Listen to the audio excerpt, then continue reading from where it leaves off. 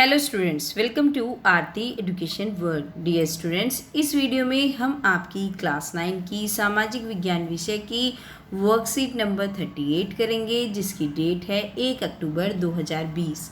बच्चों, ये भूगोल का टॉपिक है जो पार्ट 5 है, प्राकृतिक वनस्पति तथा वन्य प्राणी। ठीक है, इजी वर्कशीट है, आपने बहुत बार पढ़े हैं वनस्पतियों के बारे में, आज फिर पढ़ लीजिए बस, और कुछ नहीं करना, आपको समझ आ जाएगी 1 मिनट में। भारत में निम्न प्रकार की प्राकृतिक वनस्पति पाई जाती हैं। उष्णकटिबंधीय वर्षा वन होते हैं, उष्णकटिबंधीय पर्णपाती वन होते हैं, कटीले वन और झाड़ियाँ होती हैं, पर्वतीय वन होते हैं और मैंग्रोव वन होते हैं। इतने प्रकार की वनस्पति हैं जो भारत में पाई जाती हैं। अब ये देखते हैं कि ये है कौन से, ये क्या हैं। उष्णकटिबंधीय वर्षा वन, ये वन पश्चिमी घाटों में पाए जाते हैं। लक्षद्वीप में, अंडमान निकोबार द्वीप समूह, जो भी हमारे पश्चिमी घाट हैं वहाँ पे, असम के क्षेत्रों में पाए जाते हैं जो उष्णकटिबंधीय वर्षा वन होते हैं। यहाँ पर क्या होता है, इसकी विशेषता क्या है, यहाँ पर 100 सेंटीमीटर से अधिक वर्षा होती है। इन वृक्षों की ऊंचाई होती है 60 मीटर से भी ज़्यादा। सोचिए 60 मीटर, उससे भी ज़्यादा लंबे लंबे पेड़ होते हैं। यहाँ प्रत्येक प्रकार की वनस्पति जैसे वृक्ष, झाड़ियाँ पाई जाती हैं। इनमें व्यापारिक महत्व के कुछ वृक्ष पाए जाते हैं, जैसे आबनूस, महागोनी, रोजवुड, रबड़ और सिनकोना। ठीक है, यहाँ पे अलग अलग प्रकार की वनस्पति, वृक्ष अलग अलग प्रकार के और झाड़ियाँ पाई जाती हैं। और इसमें व्यापारिक महत्व, जिनका व्यापार की दृष्टि से बहुत महत्व है, ऐसे वन पाए जाते हैं, जैसे कि आबनूस या अबोनी कह लीजिए, महोगनी, रोजवुड, रबड़ और सिनकोना।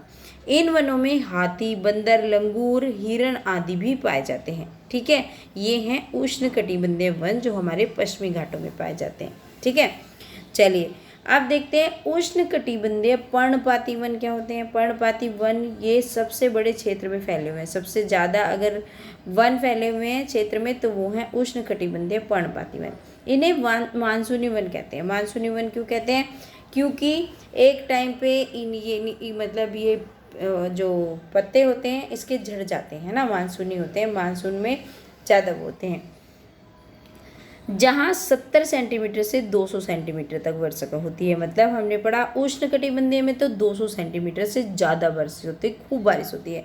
और उष्णकटिबंधीय वन जो होते हैं यहाँ पे 70 सेंटीमीटर से 200 सेंटीमीटर तक होती है।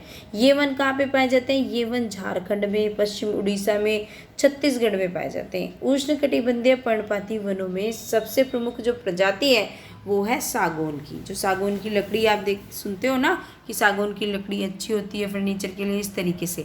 तथा व्यापारिक महत्व के कुछ और वृक्ष पाए जाते हैं, जैसे बांस पाई जाती है, शीशम पाया जाता है, चंदन पाया जाता है, कुसुम पाया जाता है, अर्जुन और सहतूत भी पाया जाता है। तो ये सारी चीज़ें भी पाई जाती हैं यहाँ पर। ठीक है, आप देखते हैं शुष्क पर्णपाती वन। शुष्क पर्णपाती वन कौन से होते हैं, उन क्षेत्रों में पाए जाते हैं जहाँ वर्षा 70 सेंटीमीटर से कम होती है। मतलब इससे कम तो इसमें वर्षा थी और इससे भी कम इसमें है, 70 सेंटीमीटर से कम वर्षा होती है। और ये वन उत्तर प्रदेश और बिहार के मैदानों में पाए जाते हैं। कटीले वन और झाड़ियों के क्षेत्रों में प्रमुख पादप प्रजातियाँ होती हैं। जहाँ पे कटीले वन और झाड़ियाँ होती हैं वहाँ पे ज़्यादा पादप प्रजातियाँ होती हैं।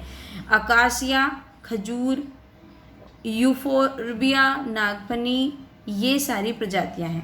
पर्वतीय वन, जहाँ पे 1000 मीटर से 2000 मीटर तक की ऊंचाई वाले क्षेत्रों में आर्द्र शीतोष्ण कटिबंधीय वन पाए जाते हैं। ये पर्वतीय वन कौन से होते हैं, वो होते हैं जहाँ पे 1000 से 2000 मीटर तक की ऊंचाई वाले क्षेत्रों में क्या होती हैं, आर्द्र शीतोष्ण कटिबंधीय वन पाए जाते हैं। ठीक है, तो एक तो हमने पढ़े उष्णकटिबंधीय वर्षा वन, फिर हमने पढ़े उष्णकटिबंधीय पर्णपाती वन, फिर पढ़े शुष्क पर्णपाती वन, और अब ये चौथा टाइप है इसका, ये है पर्वतीय वन। ठीक है, जो हम पढ़ रहे हैं इसमें क्या होता है, 1500-3000 मीटर की ऊंचाई के भी शंकुधारी वर्ण होते हैं। शंकुधारी वर्ण होते हैं, शंकु के आकार के होते हैं ऊपर से, जैसे चीड़ के हो गए, देवदार के हो गए, सिल्वर फर हो गया, स्प्रूस हो गया।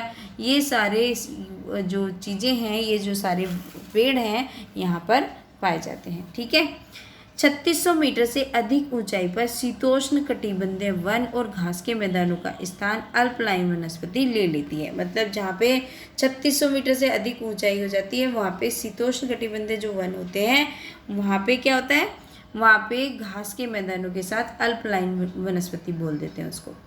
सिल्वर फर, जूनिपर, पाइन व बर्च इन वन के मुख्य वृक्ष हैं और इन मुख्य वृक्ष हैं।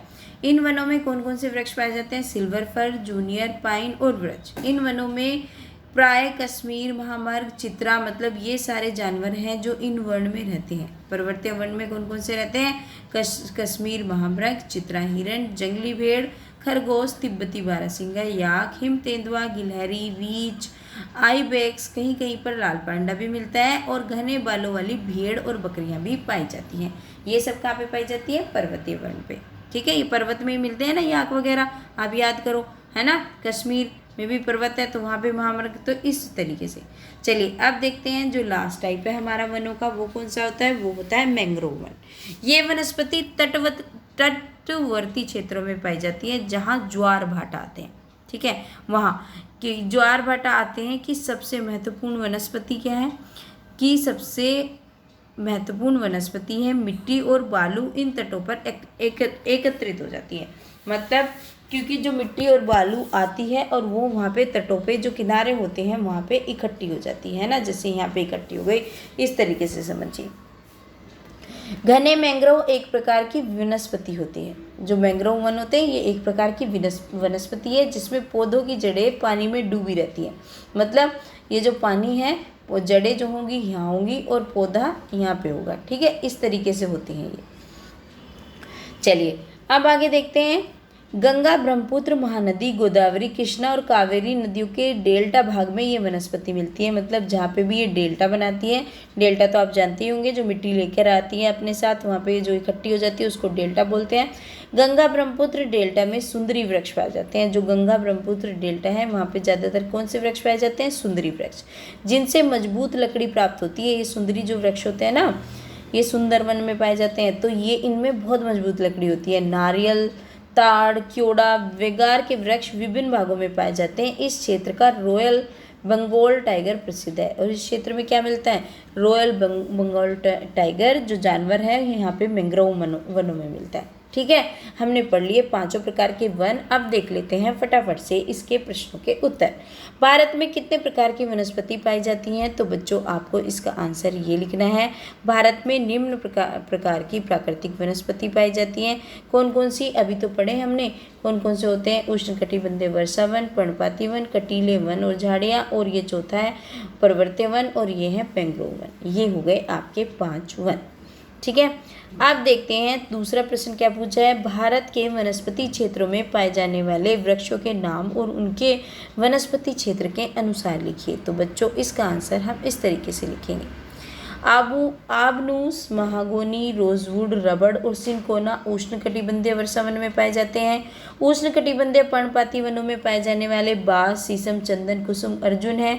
कटीले वन और झाड़ियों में खजूर, नागफनी, यूफोरबिया पाया जाता है। और पर्वतीय वनों में पाए जाने वाले देवदार और सिल्वर फर है।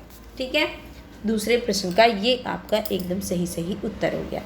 अब देखते हैं तीसरा प्रश्न क्या है। तीसरा प्रश्न हमसे पूछ रहा है कि भारत में प्रमुख वनस्पति क्षेत्रों का संक्षिप्त वर्णन करिए। मतलब आपको वनस्पति क्षेत्रों का ब्रीफ में आंसर देना है। तो बच्चों इसका आंसर ये हो जाएगा, भारत में मुख्यतः 5 प्रकार की वनस्पति पाई जाती हैं। उष्णकटिबंधीय वर्षा वन पश्चिमी घाट, लक्षद्वीप, अंडमान निकोबार द्वीप समूह, असम के क्षेत्रों में पाए जाते हैं।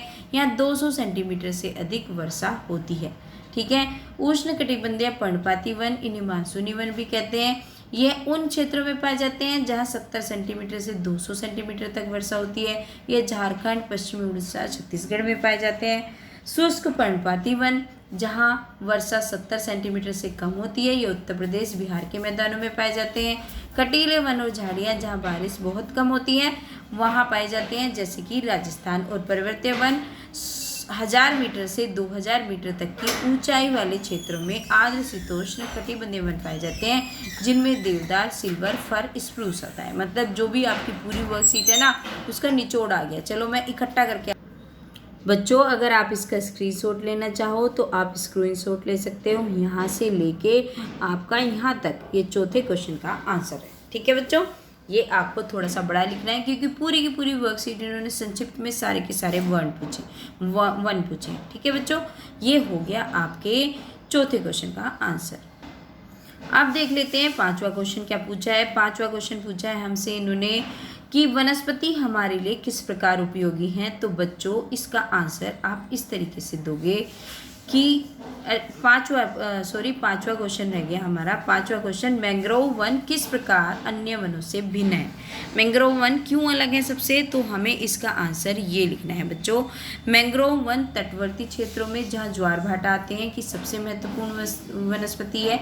जो मैंग्रोव वन है ये सबसे महत्वपूर्ण वनस्पति है जहाँ पर ज्वार भाटा आते हैं। यहाँ मिट्टी और बालू इन तटों पर एकत्रित हो जाती है। घने मैंग्रोव एक प्रकार की वनस्पति है जिसमें पौधों की जड़ें डूबी रहती हैं। गंगा, ब्रह्मपुत्र, महानदी, गोदावरी, कृष्णा, कावेरी नदियों के डेल्टा भाग में यह वनस्पति मिलती है।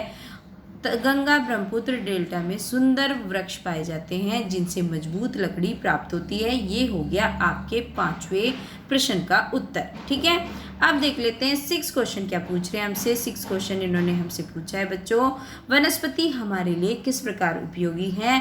तो इसका आंसर हम ये लिखेंगे, वनस्पति से हमें विभिन्न प्रकार के पौधों की प्रजातियां प्राप्त होती हैं जिनका हम अपने दैनिक जीवन में प्रयोग करते हैं, तथा यहाँ जानवरों की भी विभिन्न प्रजातियों का आवास स्थल है, मतलब रहते हैं वहाँ पे। तो बच्चों ये हो गया आपके छठे प्रश्न का उत्तर। ठीक है, तो ये होती है आज की आपकी वर्कशीट सोशल साइंस की।